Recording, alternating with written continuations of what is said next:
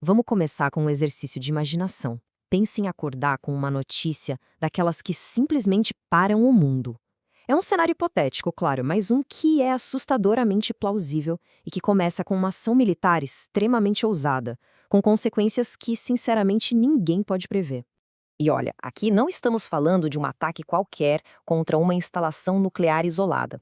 O alvo, nesse caso, é muito mais profundo. É o coração do regime iraniano. Então, de repente, a liderança do Islã é decapitada. A partir daí, a região e o mundo inteiro mergulham numa incerteza total. Quem é que assume o controle? Qual vai ser a resposta? A pergunta na cabeça de todo mundo é uma só. E agora? O que acontece? Para a gente conseguir entender como uma situação tão crítica assim pode acontecer, a gente precisa dar uns passos para trás, olhar para o passado. Essa hostilidade toda entre Irã e Israel, ela não surgiu do dia para a noite, não. Pelo contrário, ela foi sendo construída ao longo de décadas e décadas de conflitos e de grandes transformações geopolíticas. Cada ponto nessa linha do tempo é como se fosse mais lenha na fogueira. Começa lá em 1948, com a fundação de Israel, que os palestinos chamam de Nakba. Depois vem a Revolução Iraniana de 79, que bota no poder um regime teocrático super hostil. E mais recentemente, o ataque do Hamas, que tem o financiamento do Irã. Foi só o estopim mais recente dessa tensão toda. A Nakba é muito mais que um evento histórico. É uma ferida que continua aberta. Para os palestinos e seus aliados, como o Irã, ela representa a origem de um sentimento de injustiça que, na visão deles, justifica essa luta contra Israel e seus apoiadores até hoje. E aqui a gente vê a essência do que chamam de guerra por procuração. O Irã dá dinheiro e armas para grupos como o Hezbollah e o Hamas, e eles lutam em nome do Irã. É uma forma de Teherã atacar Israel indiretamente, sabe? Mantendo uma distância segura para negar o envolvimento e, claro, evitar um confronto direto que seria devastador.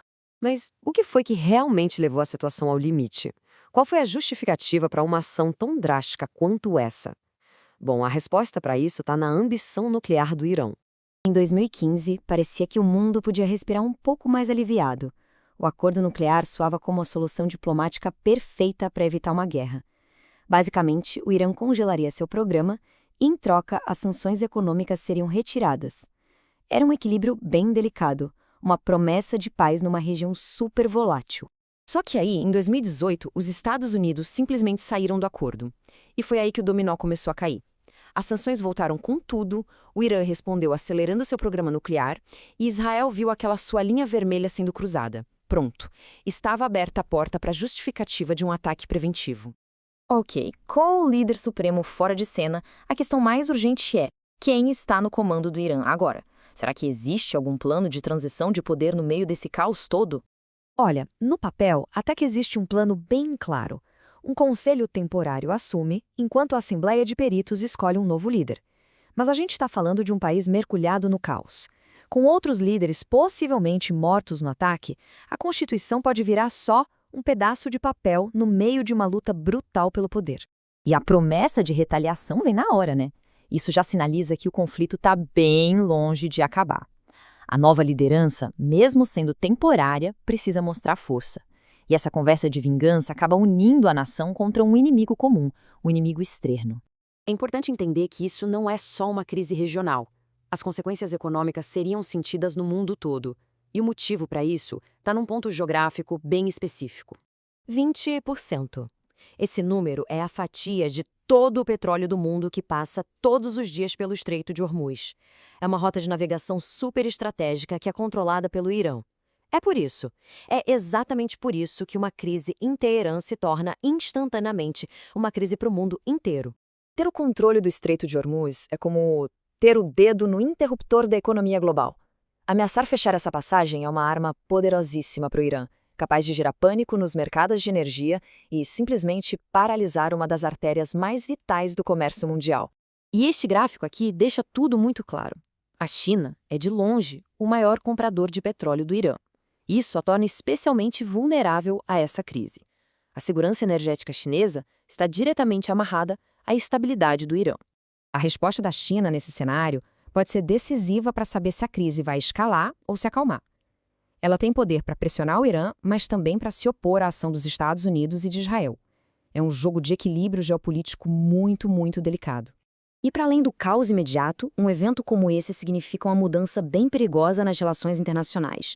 As regras que governaram o mundo por décadas estão sendo postas à prova. Essa perspectiva aqui, ela mostra uma narrativa que vem crescendo e que desafia o papel dos Estados Unidos como um estabilizador global. O argumento é que ações como essa, em vez de trazer paz, na verdade, só perpetuam um ciclo de conflitos sem fim. A própria justificativa para o ataque, um ataque preventivo, já é uma violação das normas internacionais que guiaram os conflitos por décadas. Isso abre um precedente perigosíssimo, onde uma simples suspeita pode se tornar motivo para começar uma guerra. E aí chegamos a um ponto crucial. Quando grandes potências simplesmente ignoram o direito internacional, todo o sistema de segurança global fica ameaçado. A credibilidade de organizações como a ONU é colocada totalmente em xeque. E no fim, ficamos com essa pergunta, que é bem inquietante. Se as regras que governavam o mundo estão sendo quebradas e as instituições que deveriam nos proteger parecem enfraquecidas, o que vem a seguir? Num mundo onde parece não haver mais árbitros, quem é que vai escrever o próximo capítulo da nossa história?